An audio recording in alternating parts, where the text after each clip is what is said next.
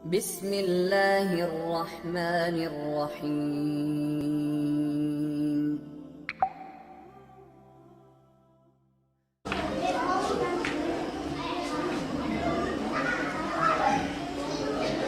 Bismillahirrahmanirrahim.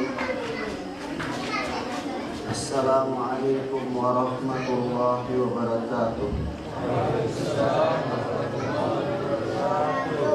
Alhamdulillahilladzi hadana lil Islam wa manna 'alaina bih wa akhrajana fi khairi ummatin fa nas'aluhu at-tawfiqa lima yuhibbu wa yarda wal hifdha mimma yakrahu wa yasqa fa nusalli wa nusallimu ala habibina wa sayyidina Muhammad bin Abdullah wa ala alihi wa ashabihi wa man sara ala nahjihi ila yaumiddin. Amma ba'd. Hadirin dan hadirat jamaah salat Isya, azani Allah wa iyyakum, yang mudah-mudahan dirahmati oleh Allah Subhanahu wa taala. Alhamdulillah, kita panjatkan puji dan syukur kehadirat Allah atas limpahan nikmat dan karunia yang Allah Azza wa Jalla berikan kepada kita dari hari ke hari, dari masa ke masa, yang Allah Azza wa Jalla mengatakan in ta'uddu ni'matallahi la tuhsuha. Kalau sekiranya kalian menghitung-hitung nikmat Allah itu, apakah nikmat kesehatan, apakah nikmat kekuatan, apakah nikmat kecerdasan, ataupun nikmat-nikmat yang lainnya yang Allah Azza wa Jalla berikan kepada kalian, la tuhsuha. Niscaya kalian tidak akan sanggup dan tidak akan mampu menghitung betapa banyaknya nikmat Allah Azza wa Jalla itu. Maka tentu Allah Subhanahu wa ta'ala dengan berbagai macam limpahan kasih sayang dan rahmatnya, tidak bosan-bosannya Allah Azza wa Jalla senantiasa mencurahkan kepada kita sampai detik di mana kita dipertemukan oleh Allah Subhanahu wa ta'ala pada tempat yang mubarakah. Hadirin dan hadirat jamaah salat Isya rahimani wa rahimakumullah, perlu dan sangat perlu kiranya untuk kita mengetahui dan memahami bahwasanya Allah Azza wa Jalla menciptakan kita di permukaan bumi ini adalah untuk suatu hikmah yang besar, yaitu Allah sebutkan di dalam surat Ad-Dariyat, wa ma khalaqatul insa wal jinna wa ma khalaqatul jinna wal insa illa liya'budun. Dan tidaklah aku, kata Allah, menciptakan makhluk dari golongan jin dan tidak pula menciptakan makhluk dari golongan manusia kecuali agar supaya mereka beribadah kepada-Ku. Maka beribadah kepada Allah Subhanahu wa ta'ala adalah merupakan suatu hikmah besar yang dengannya Allah Azza wa Jalla menciptakan kita. yakni Allah menciptakan kita bukanlah untuk makan dan minum semata-mata. Allah Azza wa Jalla tidaklah menciptakan kita untuk bekerja siang dan malam, tetapi Allah Subhanahu wa ta'ala menciptakan kita adalah untuk beribadah kepada Allah Subhanahu wa ta'ala. Maka dari itu, sebagai seorang muslim yang cerdas, setelah dia meyakini bahwasanya yang menciptakan dia itu adalah Allah, dan yang memberikan kepadanya rizki itu adalah Allah, dan yang memberikan kepadanya berbagai macam nikmat itu adalah Allah, maka sudah sepantasnya baginya untuk mensyukuri nikmat Allah Subhanahu wa Ta'ala itu dalam bentuk pengabdian kepada Allah Azza wa Jalla. Karena bentuk syukur seorang hamba kepada Allah adalah dengan melakukan pengabdian kepada Allah, yaitu beribadah kepada Allah Subhanahu wa Ta'ala.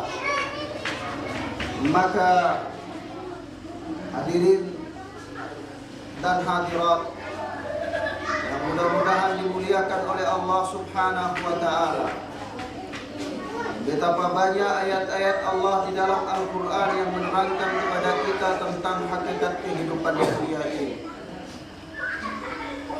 yang mana itu semua tujuannya adalah untuk memperingatkan manusia agar mereka tidak terpesona dan tidak lalai dalam bergaul dengan keindahan dan kenikmatan kehidupan dunia, di mana Rasulullah sallallahu alaihi wasallam mengatakan kepada kita dalam hadis yang sahih dikeluarkan oleh Al-Imam Muslim rahimahullah di dalam sahihnya. Beliau bersabda, "Inna dunya hulwatun wa khadiratun." Sesungguhnya dunia ini adalah manis dan hijau, kata Rasulullah. "Wa inna Allaha mustakhlifukum fiha." Dan Allah Azza wa Jalla memilih kalian, menjadikan kalian sebagai khalifah, sebagai pemimpin di permukaan bumi yang Allah siapkan dengan berbagai macam keindahannya ini. Bumi yang terdiri dari berbagai macam kenikmatan yang Rasulullah sallallahu alaihi wasallam gambarkan dalam sabda beliau adalah manis dan hijau, terpesona, memikat hati dan membuat terlena setiap orang yang masuk di dalamnya. Dan bukan hanya itu, tetapi Allah Azza wa Jalla menambahkan kenikmatan tersebut dengan memilih kalian sebagai pemimpin padanya. Rasulullah sallallahu alaihi wasallam kemudian mengatakan, "Fayanzuru kaifa ta'malun." Kemudian Allah memperhatikan bagaimana kalian beramal dengan dunia ini, bagaimana kalian memperlakukan dunia ini, bagaimana kalian bersikap terhadapnya, bersikap terhadap keindahan dunia, bersikap terhadap kemanisan dunia, bersikap terhadap kelezatan dunia. Apakah itu semua membuat kalian terlena dan lupa dari Allah, ataukah akan membawa kalian untuk semakin tunduk dan patuh kepada Allah Rabbuna Jalla Jalaluh?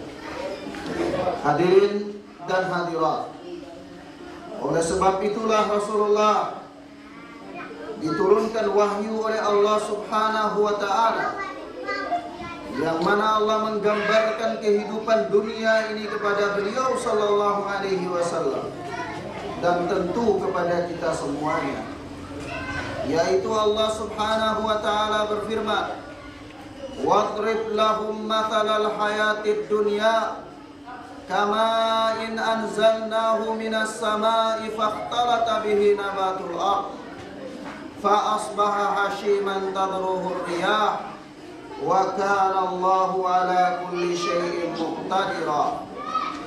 Berikanlah kepada mereka perumpamaan tentang kehidupan dunia ini, kata Allah, yaitu laksana air hujan yang turun dari langit, bercampur dengan saripati tanah, menumbuhkan tumbuh-tumbuhan yang segar, subur, menyenangkan hati para petani, sehingga mereka berharap kepadanya, mereka bertawakal kepadanya.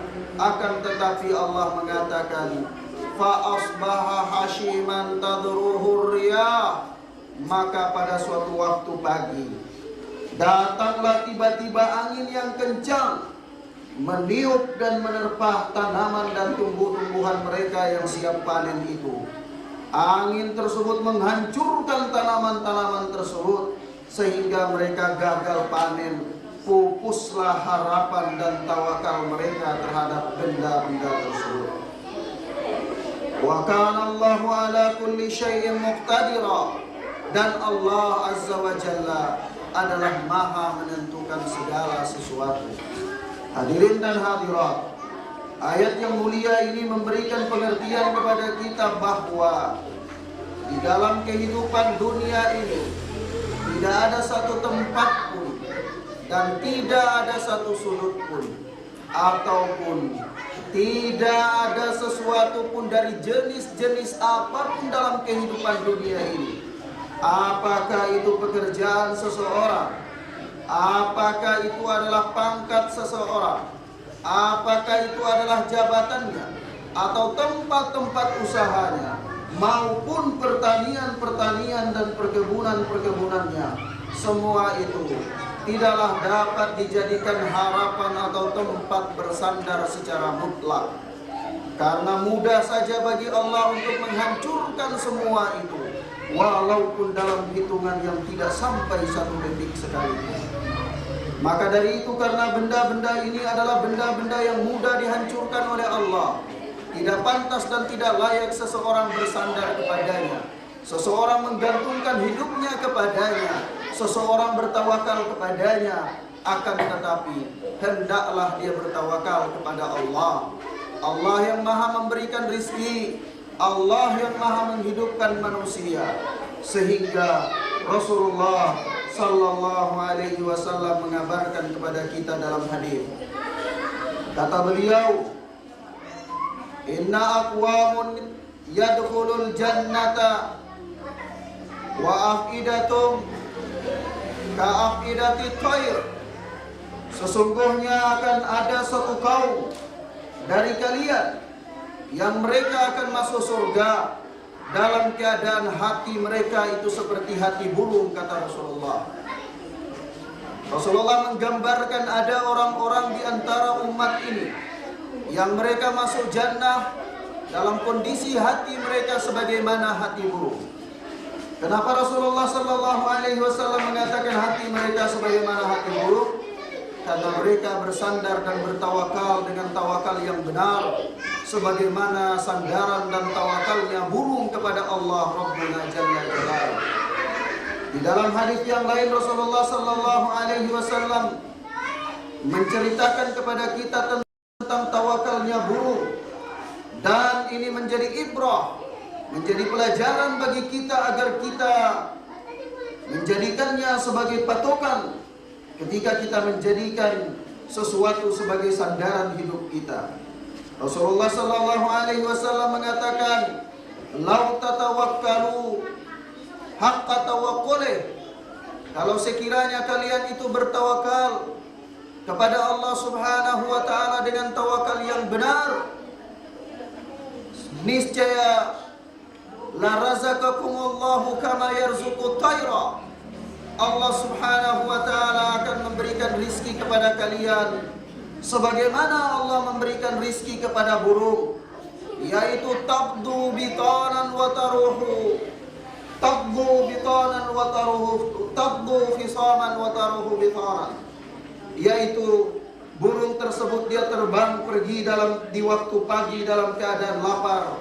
Dia tidak tahu di kebun mana dia akan mencari makan. Dia tidak paham di pabrik mana dia akan bekerja. Akan tetapi dia pergi dari sangkarnya di waktu pagi dalam keadaan bersandar dan bertawakal kepada Allah mencari rizkinya. Dan dia kembali dalam sore harinya dalam keadaan telah kenyang. Allah Subhanahu wa ta'ala telah memberikan kepadanya rizki. Dan kalau sekiranya manusia ini mereka bertawakal kepada Allah dengan tawakal yang benar, niscaya Allah akan memberikan kepada mereka rizki sebagaimana Allah memberikan kepada burung itu rizki. Hadirin dan hadirat, demikianlah beberapa perkara yang dapat saya sampaikan pada kesempatan yang mubarak ini. Mudah-mudahan bermanfaat untuk kita semua, sehingga pekerjaan kita, pertanian kita, perkebunan kita, atau apapun usaha kita tidaklah melalaikan kita dari bertakarrub dan beribadah kepada Allah Subhanahu wa ta'ala. Hadanallahu wa iyyakum wa barakallahu fikum jami'an. Semoga Allah memberikan hidayah kepada kita semua dan memberikan keberkahan kepada kita dalam hidup dan mati kita insyaallah. Wa sallallahu ala nabiyina Muhammad wa ala alihi wa sahbihi wa man walah. Wassalamualaikum warahmatullahi